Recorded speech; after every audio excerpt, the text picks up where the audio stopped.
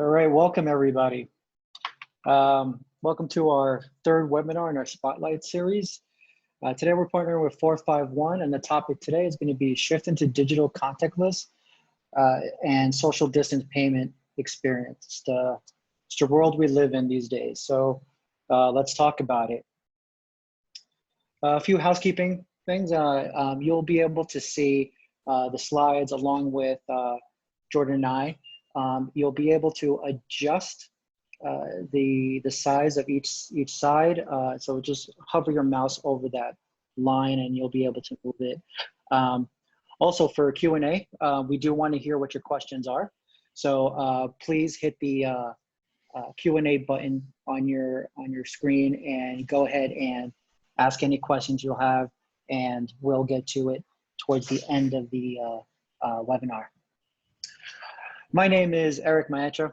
I've been with Adyen for about 3 years. Before that, I spent about 20 years in retail. So it's always been near and dear to my heart, specifically around retail IT. So I've faced a lot of the challenges that a lot of you are dealing with right now in trying to be a flexible organization. And we're joined by Jordan McKee. Jordan, can you give an intro of yourself? Yeah, happy to. Thanks for having me, Eric. I was getting mesmerized by that intro music. I felt like I was on an episode of Mad Men. But hey, look, really happy to be here. Thanks for having me. As mentioned, my name's Jordan McKee. I'm a research director at an industry analyst firm called 451 Research, which as of December of last year is now part of S&P Global Market Intelligence.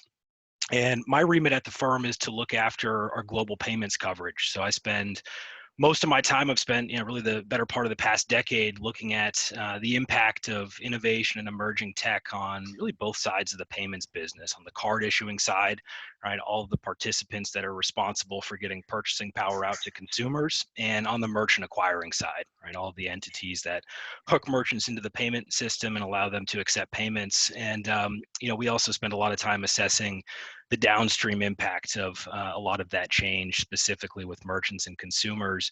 And just quickly, I sit on a team at 451 called Customer Experience and Commerce. So it's kind of a neat vantage point. I get to spend a lot of my time sort of looking at the payments industry through the lens of the customer experience, and really assessing the broader impact that payments continues to have on really every touch point across the shopping journey. Great. All right. Let's talk about what we're going to talk about today. So we're going to talk about in-store priorities, cross-channel momentum, contactless and touch-free experience, and payments as a change agent. Jordan, how's that sound? That sounds great. Looking forward to jumping in. Very excited. All right, let's start with the poll. All of you will see a pop-up coming up, so please give us your input. But basically, we want to know your opinion. Is there room for brick and mortar in this world today? Jordan, this has been a question since I can't remember when I haven't heard this question. Is retail gonna die? Yeah, that's that's been a question, I guess, since the dawn of e-commerce. For at least a couple decades now, everybody's asking, right, is there a place for the store anymore? And kind of as that argument has unfolded, it's also been interesting to see, not so quietly, this phenomenon of online to offline, right, where these entities that grew up online now actually are making inroads into the physical world. So it's an interesting dichotomy. Yeah, let's see what the results are. So overwhelmingly, 100% believe that there is room. So that's good news. You guys are in the right place. Jordan, I think you guys have done some research. So what have you seen? Does this make sense to you? Yeah, hey, I love the optimism, and I think we tend to agree.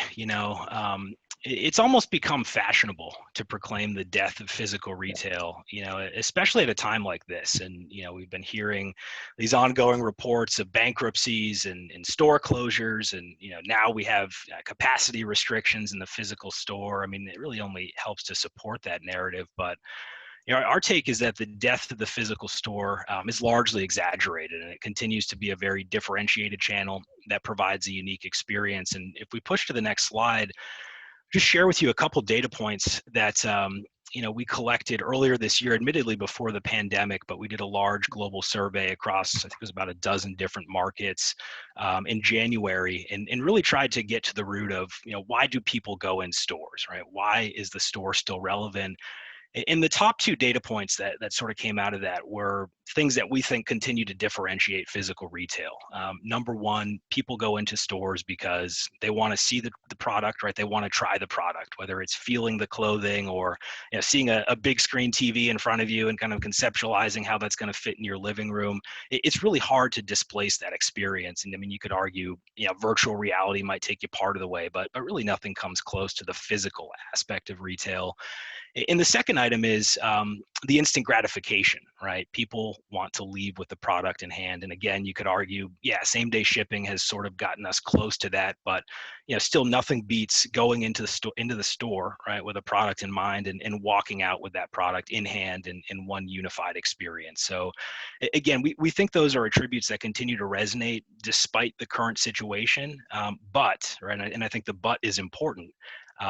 We have to accept that the current situation with the pandemic really does change the consideration set for retailers around how the physical store needs to look and operate moving forward. And when we go out and survey consumers, they're really thinking about three things right now as it relates to shopping. They're thinking about lines, and as we know, as consumers ourselves, those lines are in some cases backing, into the aisles. They're backing into the show floor. We're bumping into people. It's an uncomfortable, in some cases, concerning experience. We're thinking about contact, right? Not only who we're coming into contact with, but what we're coming into contact with, such as the point of sale terminal. And of course, we're thinking about time, right? How much time do we have to spend in a store in this closed environment where perhaps, right, germs could be spreading? So our takeaway is really low touch is quickly becoming the new high touch in retail. And, for now, shoppers want to get in and out as quickly and as efficiently as possible. And just quickly, what I'll share is back in May, we went into the field with a survey, consumer survey, and we asked shoppers, as stores are reopening, when are you going to go back in? Is it going to be right away? Is it in a few months' time? Is it further down the road? Or are you just unsure? And what we saw back in May was that 44% of people said, we're ready to go in right away. The rest said it's going to take some time, or we just don't know right now. And so I think the takeaway from that is, beyond the roughly 2 in 5 that went in right away, the rest need more convincing, right? They need more assurance of convenience and really control over that overall experience. And the bottom line is this, for the past century, as an industry, we've been thinking about how to increase dwell time, right? I mean, how do we get as many people as possible to spend as much time as possible in the store, and we'll put coffee shops in the stores, and we'll have yoga classes, and we want to increase time in the store. And that's been flipped on its head by the pandemic, right? Now that's all taking a backseat to efficiency. And really now, I mean, due to capacity limits across, many states, many counties, the less time people spend in your store, the better, right? Because you can increase throughput. So the point is, yes, we still think stores are relevant, but certainly this situation really changes how that store is going to look and feel and operate moving forward. Yeah, I think the answer is always the same. The answer is yes, but it'll be different. But I think now we actually know it has to be different. And we talk to our clients all the time, and e-com definitely has become a focus. But there definitely is an appetite for stores to reopen. And the discussions on how do we do that, and they want to talk about contactless payments. But I think what we've all realized is that there is no discussion on contactless payments until we talk about good old omni-channel or unified commerce, right? Because true contactless, and we could talk about what true contactless is, really starts with unified commerce, right? You need to have e-com, you need to have point of sale, and you need to bring them all together, and then you throw mobile in there and every other journey. And then you could really do some really good things around contactless, in my opinion. So from my experience, that is really now the baseline. I think we've all known that, but priorities have just not been there for a lot of people. And now it just really has to be there. Like it's an entry point. You almost can't open without that. Yeah. So this has just really highlighted that need. And we've seen a lot of shifting in priorities because of it, which I think at the end of the day is good news. And I think good news for all of us as shoppers, and definitely as people are people in retail. Which I guess this will bring us to our next question around contactless. How many of you are using contactless, meaning your business, not you yourself, but is your business already enabled contactless? And as a consumer, I actually love all parts of contactless. I feel it's easier. I feel it's more secure. I was an early adopter when Apple Pay came out, and now that tap and pay through your credit card is now becoming a thing in the US. I'm using that, but though I still prefer using my phone, that's just a preference. What about you, Jordan? Have you? What's your thoughts as a consumer? Yeah, I've been a contactless user since I guess the early days here in the U.S. So some of you on the line might remember a mobile wallet that was unfortunately called ISIS and rebranded quickly for obvious reasons, later called SoftCard. It was a telco-backed initiative. And when they came into the market, it was only available on a select number of handsets and a select number of networks. And, as they were sort of evolving before their demise, they came out with this phone case where you could take your iPhone and you could stick it in this case, and the phone case had a contactless chip in it with a secure element. You could actually use this case to go out and make, tap to pay transactions with your device. So that was probably the first, entry point for me. And then, from there, I've pretty much tried everything that's come out. And I'd say today, I'm mostly an Apple Pay user, but every now and then, out of kind of habit, I'll reach for my wallet, and I've got a contactless card. So if I see the contactless symbol on the terminal, I'll tap to pay. But yeah, I mean, it's almost become second nature. Yeah, definitely. And what are we seeing here? We're seeing a bit of a split. 71% say they are using contactless, 29 are not. All right, well, let's talk about contactless. I talked about true contactless. So if we move to the next slide, contactless, I think these days means a lot more than it used to. I think in the US, we think of it as Apple Pay.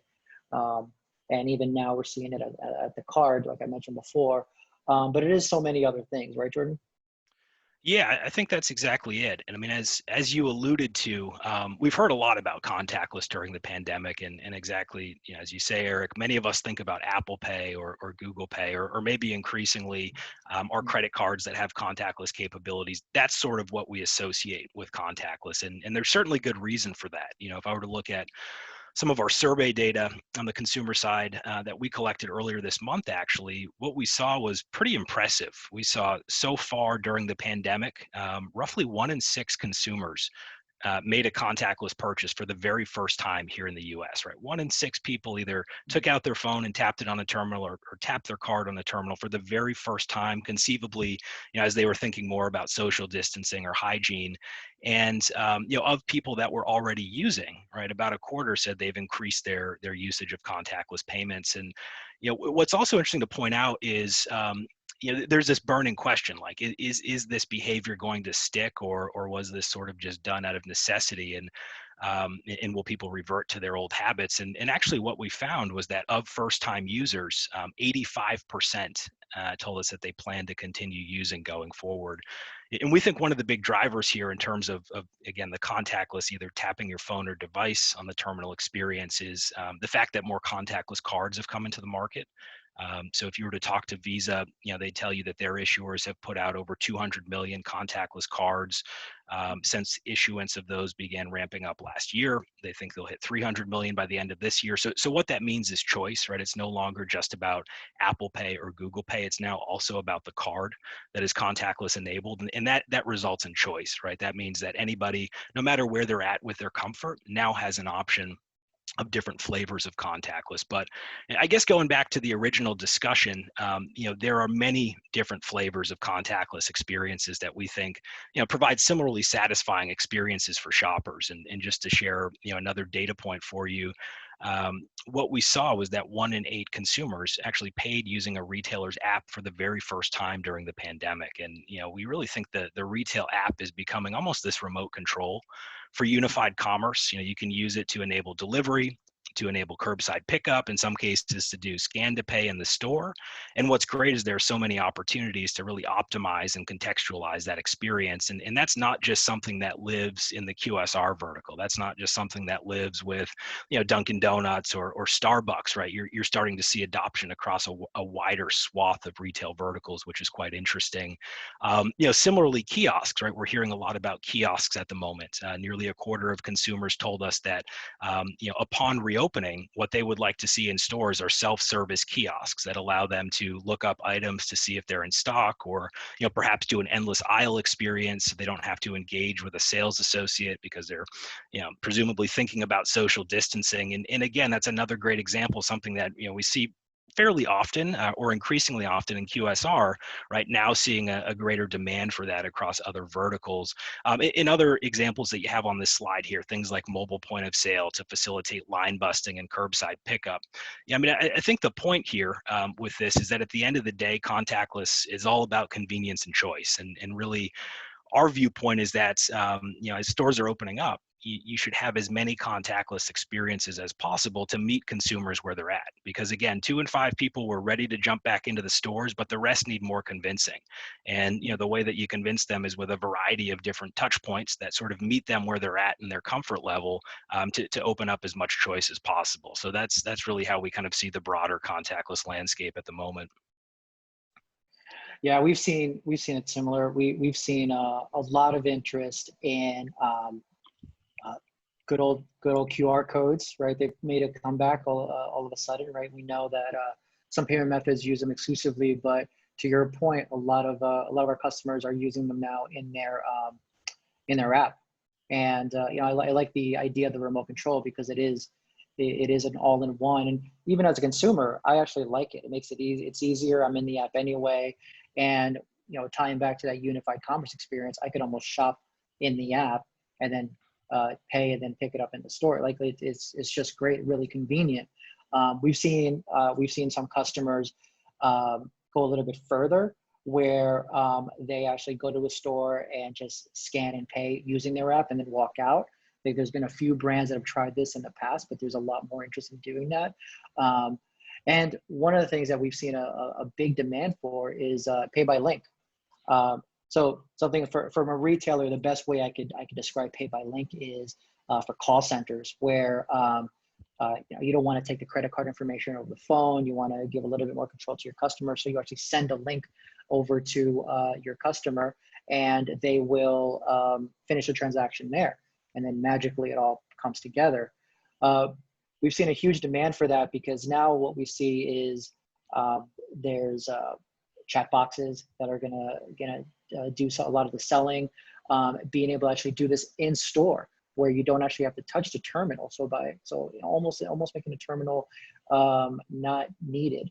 And then if you're taking an order outside of the store, you could just send it and finish the transaction on the customer's phone. So there's a lot of use cases, and I really enjoyed how a lot of people are taking all of these elements and putting them all together to create their unique experiences. You link pay by link with curbside, or you link your in-app with QR codes, or somehow you make it all magically work with your kiosk. And it's great that we're finally seeing this push and things that we've been talking about for years, but people have really adapted to these type of methods. And you mentioned that there's so many people that are using contactless for the first time. I think that was always the fear, right? There was a fear like, oh, there's a generation that doesn't use it. I mean, my parents are using it, and that's scary on so many other levels. But now they're comfortable with it. They feel comfortable. Like my dad ordered groceries for the first time, thought it was the heavens to actually have groceries come down and to his apartment. So it's a great place to be when you're seeing this technology moving forward. And it's good to hear, and if we move on to the next slide, it's great to hear that it's not going to go away, right? These numbers show that it looks like the contactless is here to stay. Yeah, I mean, that's exactly it, Eric. And maybe just to piggyback on something, that you just mentioned quickly. I mean, what's been really interesting to see over the past few months is just the sheer amount of new user activation. again, adoption levels across a variety of these experiences, whether it's curbside or it's buy online, pick up in store, or contactless on the terminal. We thought we'd see those adoption levels in maybe 3 to 5 years, and now they're here today, right? So the adoption curve has been significantly truncated, and exactly, kind of as you pointed out, they're not disappearing, right? It was done out of necessity, but they don't just evaporate as stores reopen.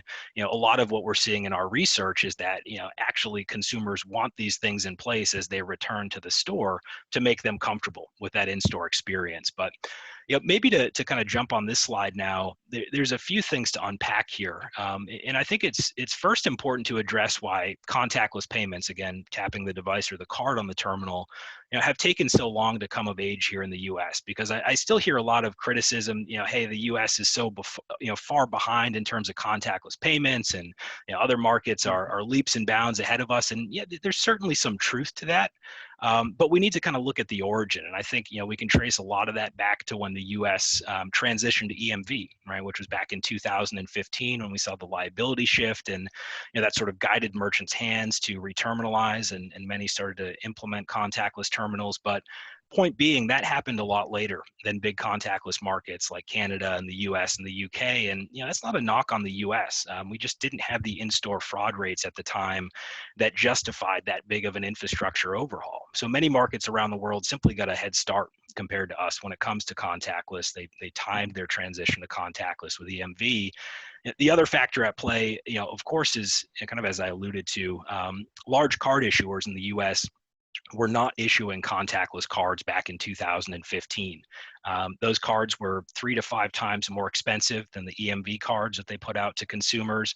And if you're a large issuer, reissuing a portfolio of tens of millions of cards, and you're not sure about consumer adoption at that point, you're probably going to wait on the sidelines. So unlike other markets, we have essentially been wallet only up until today.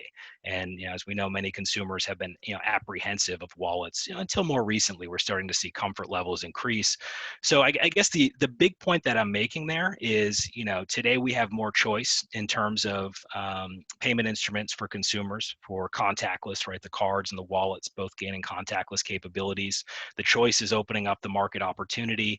We've also seen that value prop around hygiene and speed and social distancing very quickly get associated with contactless, and we think that's going to stick.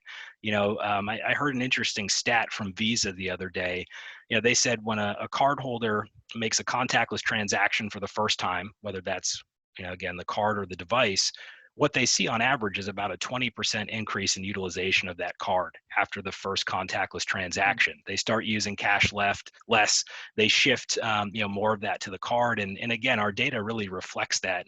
As you see on the slide here, 57% of first-time users say, yep, we're going to continue moving forward. We're very likely to continue moving forward. And actually, if you back that out and look at, significantly and somewhat likely, it's actually 4 in 5 people that say, yes, this is something that we're going to stick with.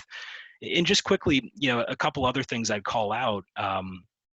Broadly what we see is a lot of the other contactless experiences that were adopted are also as sticky as contactless payments at the point of sale. So, for instance, of those that tried curbside, 95% said they were very satisfied with the experience. Of those that tried delivery, 94% said they were satisfied with the experience. And, we now see, those things factoring into shoppers' demand sets, where this is an experience that they not only want to see, but in many ways expect to see as they start to sort of go about their normal shopping behaviors back in store.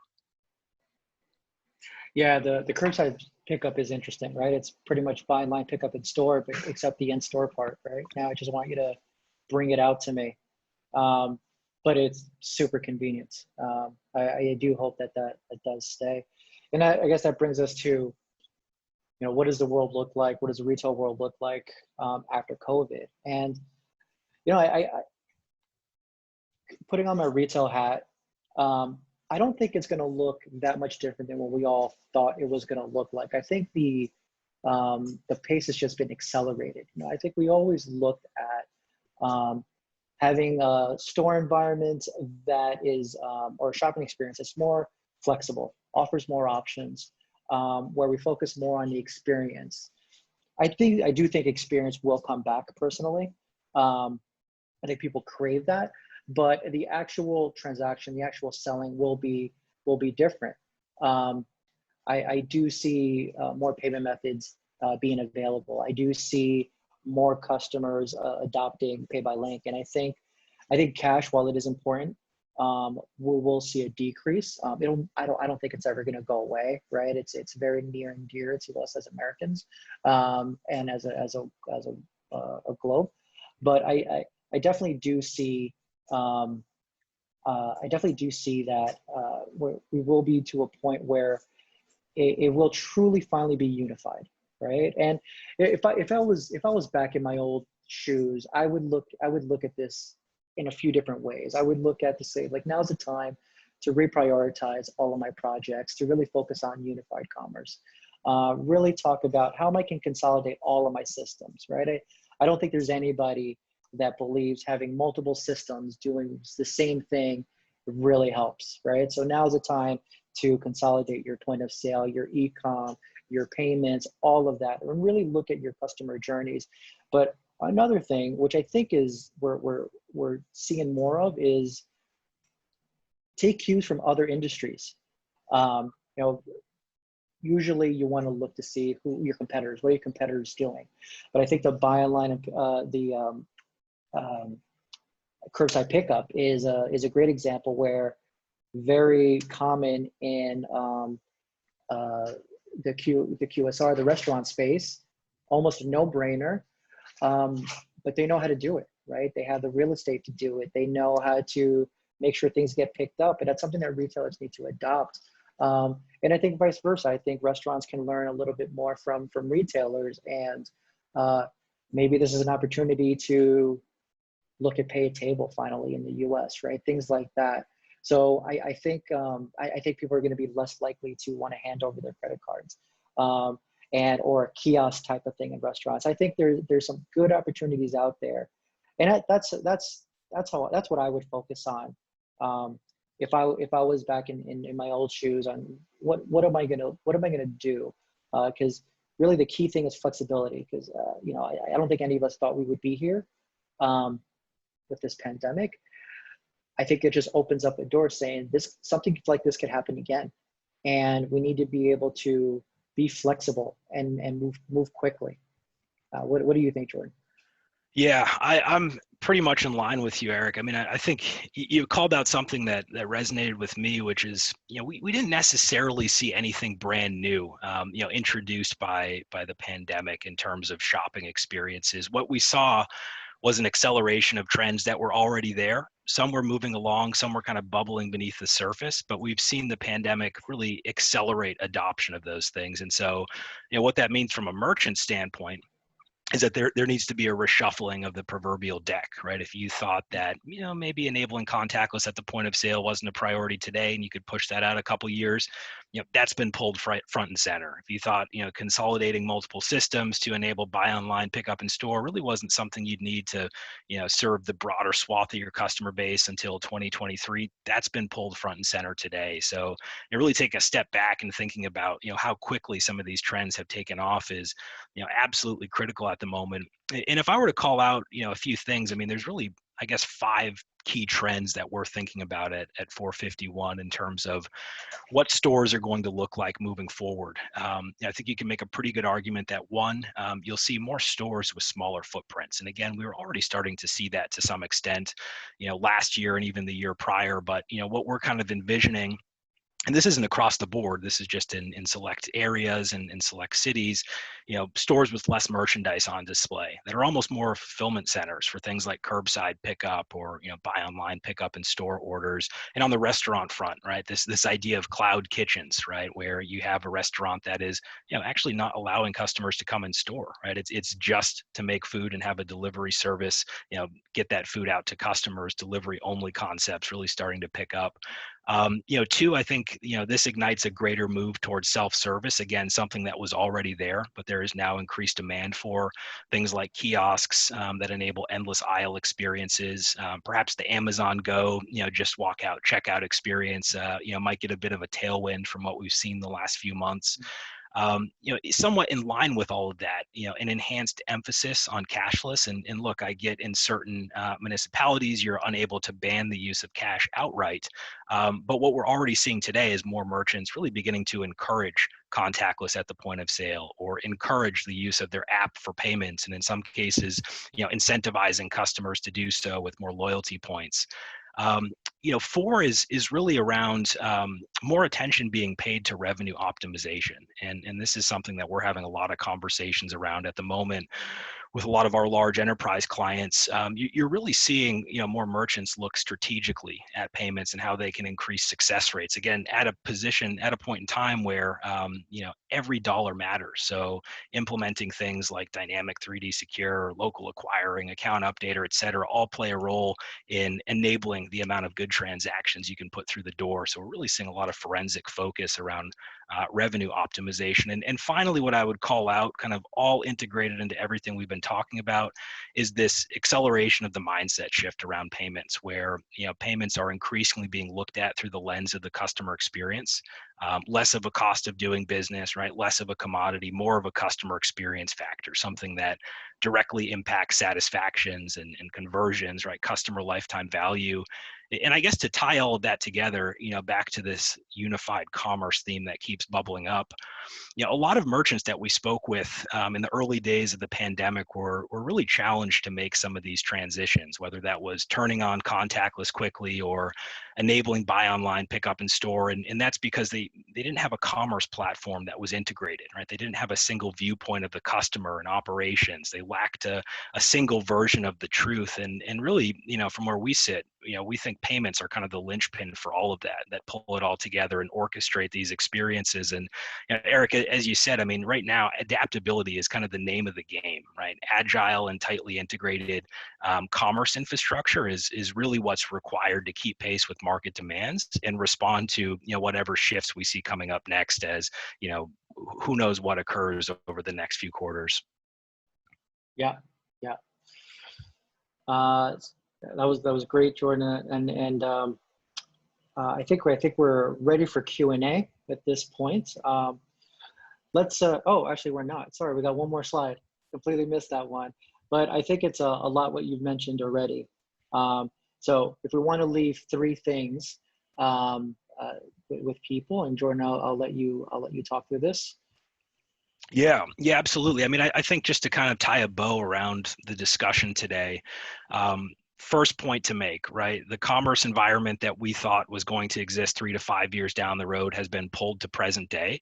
And, as an enterprise, as a business, need to take a step back and kind of take stock of your infrastructure, right? Is your payment infrastructure, is your broader commerce infrastructure able to facilitate some of these experiences that are no longer nice to haves? Really, from our vantage point, they're need to haves in today's environment. 2, that whole mindset around the engagement model in physical retail has been flipped upside down. We can't focus, at least right now, on increasing dwell time. It's about increasing efficiency, right? Low touch is the new high touch, if you will. And really those payment and checkout experiences that encourage social distancing, encourage choice, are what's front and center in shoppers' minds today. And finally, it's all about choice, right? Everybody is at a different stage in terms of their comfort in returning to everyday activities and going back into the stores. And the more purchase experiences and checkout experiences that you're able to open up to shoppers, the better the odds are that you're going to reach them in a way that's comfortable for them on their terms. So choice is always been important, and I think even more important in today's environment. Okay, I think now we're ready for Q&A. Before we get into that, I want to talk about the next part of our series on our spotlight. So we're going to have Bjarke Ingels, award-winning architect, on, and definitely that's one you guys want to check out. And the topic there is what will our living and working space look like in the future? I think that's something that we're all kind of wrestling with. Some of us really need to get out of our homes. Just saying, need to get out. All right, we got a bunch of questions, so I'll just start reading some. Let's see. What are your tips for scaling contactless and touch-free payments quick across stores? I could start with this one, Jordan. So for me, back to what Jordan mentioned, you really need to have this conversation with your payments provider. Make sure that they can light this up pretty quick. Really shouldn't be that hard, but I've heard of some different views on that. But on the other side, if we look at it from a business point of view, I would prepare yourself, and I'm not just talking about Apple Pay and Contactless, right? I'm also talking about kiosks and Pay by Link and all those. I would really urge you to really look at your operations and make sure that you understand how to deal with inventory and how to deal with lines and how to deal with people coming in at random times to pick up things. So you have to properly staff for that. As far as technology, I think it really goes with everything that we've mentioned, right? Reprioritize your unified commerce, reprioritize your contactless, and really start bringing everything together to one to one central place, because it's going to be so much easier for to manage, right? If you have to turn on contactless and you need to talk to several different vendors, it's going to be hard, and there's just no way around it. It's going to be hard. What have you seen, Jordan? Yeah, I mean, I'd echo, all those observations, Eric. I mean, I guess just a couple things I would add. One is fail fast, right? So if you're lighting up a new experience, focus on a subset of your overall brick and mortar footprint. Take away some key learnings, from that implementation, and as you roll it out, kind of implement what you've learned across the broader swath of your store network. And two is employee education. I mean, I think that is often the missing link when it comes to a lot of these experiences. You can do a great job on the technology front, but if the frontline workers don't understand operationally how to deal with these experiences or how to educate the end customer, then you run into a lot of challenges. And I mean, I can just speak as a customer myself, going into various merchants, and I see somebody in front of me, try to tap their device on the terminal, and I know it accepts contactless payments, but it isn't working, right? And the associate, the cashier, isn't really sure why, doesn't really have any guidance, and it's simply because they're not tapping on the right part of the terminal. So kind of ensuring that frontline staff understands, how to guide shoppers through some of these experiences, which may very well be new for them. Absolutely critical from a customer experience standpoint, and in unison with that, kind of thinking through some of the operational changes that something like curbside, buy online, pick up in store might cause, and again, kind of training your staff to deal with new process flows when it comes to fulfillment on that front. Yeah, and I would say quickly is a relative term, right? So even if it's not to your satisfaction of quickly, I would encourage you to still do it, because at the end of the day, you're going to need it. All journeys. Let's go to another question. Do you foresee contactless purchasing limits increasing again in the next year, and what will be the fraud fallout of all of this? So I would imagine so. As more people adopt contactless, the demand will be great, and we should see the limits increase. For the fraud, it depends on which version of contactless you're talking about, but you got to remember that a lot of the contactless is really looked at as an e-com transaction. And anybody who's been involved during the EMV change here in the US knows that there's a liability shift. And so you are at a risk of a little bit more fraud, no more than what you would be on a website. And this is where it's a business decision on whether you're willing to take that risk or not. I would say for most people, it probably is, because then there might be no sale. And we had this conversation a lot with our merchants, whether if they're willing to take the risk, and overwhelmingly a majority of them do. And this is why unified commerce is important, to bring everything together. And this is why it's important to work with single sources of groups that understand this and can really help guide you in this direction around fraud. I think a fraud scares a lot of people, and you think that all of a sudden you're just going to get a ton of chargebacks. That's not really what we've seen. What, have you seen anything, Jordan? Yeah, just a couple things to add there. I mean, certainly what's been exciting about the past few months is that over 50 countries around the world have increased their contactless transaction limits at the point of sale. And that's occurred, across Europe in markets like Ireland and the UK. It's occurred in the Middle East and Africa. It's occurred in Canada. It's occurred in Australia, New Zealand, et cetera.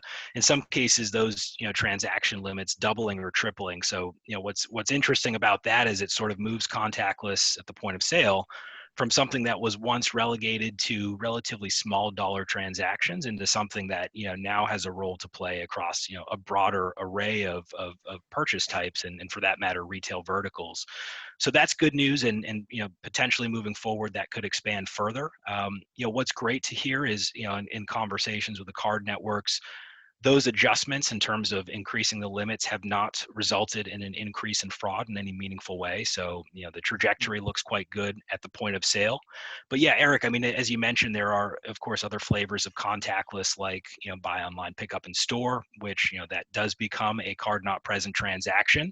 There is a bit more fraud risk associated with that, and it really comes down to effective fraud management, right? Really understanding the end user that you're engaging with, and kind of developing a profile of them, developing information on all the touch points you have with them as they're trying to execute that order to make a decision on the legitimacy of the interaction. So as long as you have sound fraud management practices and protocols in place, your ability to kind of facilitate the growth of these new experiences is significantly better than those that don't have the fraud management tools that they need. Yeah, yeah. Okay, we got another one. What applications of Contactless are you most excited about for the customer experience? I would say for me, as a consumer, I like the concept of pay by link. I like the concept of being able to control the payment process through my own phone.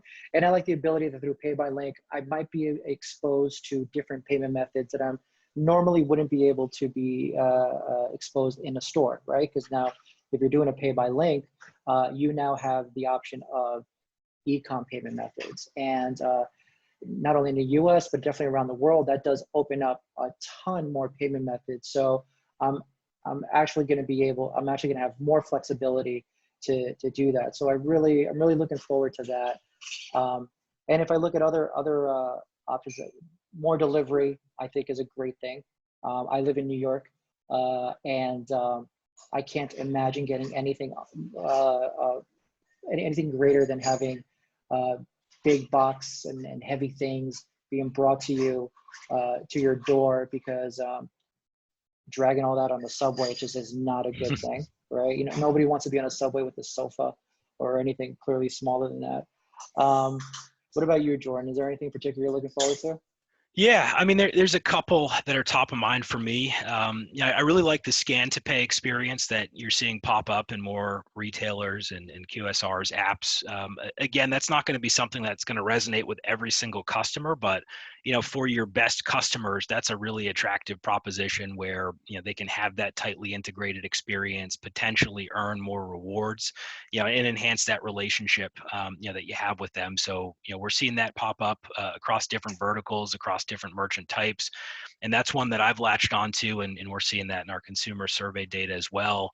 The other one, I guess pretty similar to you, is curbside. I mean, it's a perfect example of that was something I used prior to the pandemic in the restaurant space, and it worked pretty well. But during the height of what went on over the past few months, I started trying that out across different merchant verticals as they opened it up. And I was at a large electronics store about a month or two ago, and it was pouring rain. I didn't want to run inside the store, and just sat in the comfort of my car. I popped the trunk, they put what I needed in the back, and I was on my way. It's a great experience. And so I think what we'll see is, again, that type of thing really start to broaden out across different verticals. And I mean, something I'm excited for, especially living in the Northeast. The winters get pretty cold, so it's nice to sit in the car with the heat on and get what you need.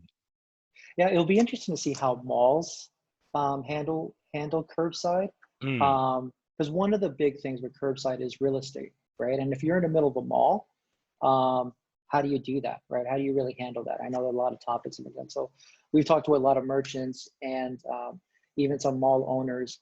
And I think there are conversations more of, this is an opportunity for malls to be able to be that, call it consolidation center for all of their stores, right? And then you go to one particular place to pick up your bag or whatever. So it'll be interesting to see what they do with that, right? It's a, you know, there's also the other question that we all heard: are malls going away, right? Yeah.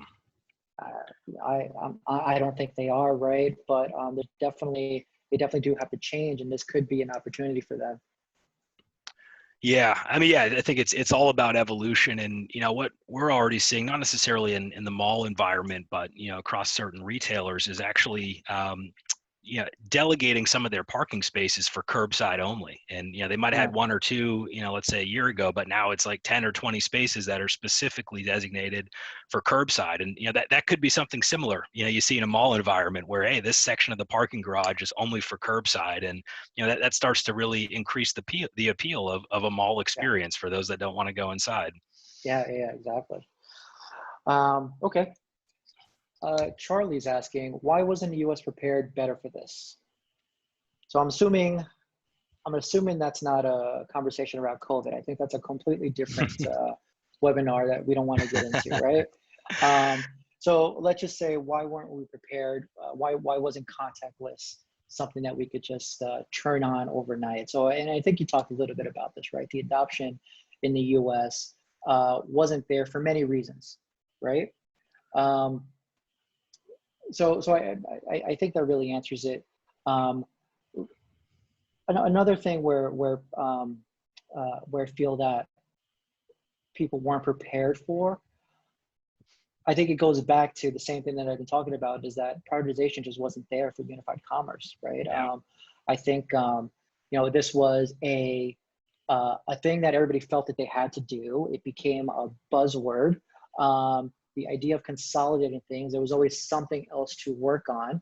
I think it's fair to say that there are some retailers that really prioritize technology, and there's some retailers that don't, right?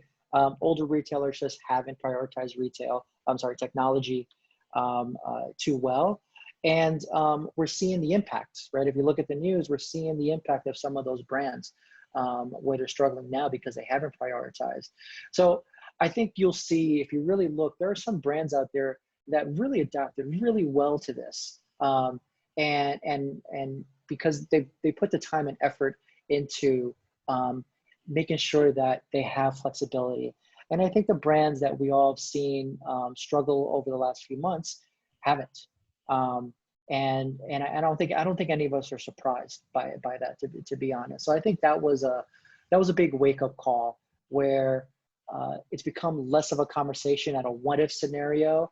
I don't think we're going to have any time recently soon where all your stores are going to shut down, right? It was always a thought exercise, but now all your stores were shut down. Now you're going to see if your e-com experience can handle the load. And I think some people have been pleasantly surprised, and I think this is why we're going to see a lot of change. Yeah, you know, it's funny. I don't know if anyone saw the meme that was going around a couple months ago, but it was like, you know, who led your digital transformation? You know, was it the CTO, was it the CEO, or was it COVID-19? And I think for many people, right, it's option three, because there needs to be an impetus for change. And you know, exactly as you said, right, some players are forward looking and they're always going to be skating to where the puck is moving, but the reality is that's not where the majority of the market is, right? There needs to be a true driver, there needs to be a true force. And you know, if you're looking at consumer data and you see, you know, only 1 in 5 people are using, you know, buy online, pick up in store, and in the US, you know, only 15% of people are using contactless payments. Well, you know, that might not be enough to light a fire underneath you. That might not be enough to ignite change. But you know, now where we sit today, you know, with the benefit of hindsight, we say, wow, you know, so much has happened in such a short amount of time. And so I think this is, you know, you'll use the buzzword, right? This is sort of the inflection point, right, where many people will look back on their transformation strategies and say, yep, you know, what we saw in that early period in 2020 was really what pushed us forward from a transformational standpoint. Yeah. We have a question specifically around pay by link. Are there any data security risks associated with pay by link? I think the same risk that you would have on any e-com transaction, right? So as far as the risk of just having a stolen credit card or things like that, it's a web browser, right? And we could go into much more detail on the technology around the security, but overall, the message is that no, there's no more added risk than e-com, right? What you're doing is you're merging seamlessly the in-store experience with the e-com experience, and then eventually, one day, no one's going to know the difference between in-store and e-com, right? It'll just blend together, and I would imagine those words are going to leave the vocabulary of all of us at some point, where it's just going to be one single experience. So Jordan, I don't think you have anything else to add to that, but please feel free. Yeah, no, I think you summed it up well. Yeah. Okay, we have time for, I think, one more question. And let's see if we could pick one here. What will a P2PE kiosk look like, and does Adyen have a solution available? I think P2PE is a whole different topic that we definitely do not want to get into right now. I can't speak for companies creating kiosks, but definitely I think everybody's looking at security a little bit closer here, because everyone's seeing that e-com is going to be a little bit more important even in in-store experience. And as far as our solution, yes, we P2PE is a thing for us, but not to take too much time for that. But that's definitely something that we could talk about offline. But I would, when you're looking at this and you're looking at all contactless, definitely security is something you want to look at, right? And this falls a little bit also with operations, where that is also part of security as well. Making sure that education is there. There's another question here that was talking about, can this have a negative impact on customer satisfaction? And I would say that contactless on itself, not really. You're not going to make everybody happy, right? We've all seen those videos of people not being happy, right? But I would say the biggest problem with implementing new technology in stores is the education, right? And back to what Jordan was saying before, where some of his experience was where you're in line and no one's helping the person in front of you. That's where satisfaction becomes a problem. And that's where people blame the technology, but it's really just how the technology is implemented and how it's being talked about within the four walls.